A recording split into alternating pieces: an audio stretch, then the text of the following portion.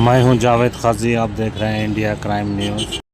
बीड शहरातील तेलगाव रोडवरील सर्वे क्रमांक 115 मधील वक्फ सेवा इनामी जमिनीवर परवानगीशिवाय पत्र्याचे शेड उभारण्यात आल्याचा आरोप करत कलीम अहमद शेख यांनी प्रशासनाकडे तातडीच्या कारवाईची मागणी केली। या प्रकरणी जिल्हा वक्फ अधिकारी, तहसीलदार, जिल्हाधिकारी तसेच पोलीस अधीक्षक कार्यालयाकडे स्वतंत्र निवेदन सादर करण्यात आले आहेत। संबंधित बांधकाम तात्काळ बांधून वक्फ सेवा इनाम जमिनीचे संरक्षण करावे, तसेच पुढील कोणतेही अनधिकृत बांधकाम होऊ नये यासाठी कायदेशीर कारवाई करण्याची मागणी करण्यात आली आहे।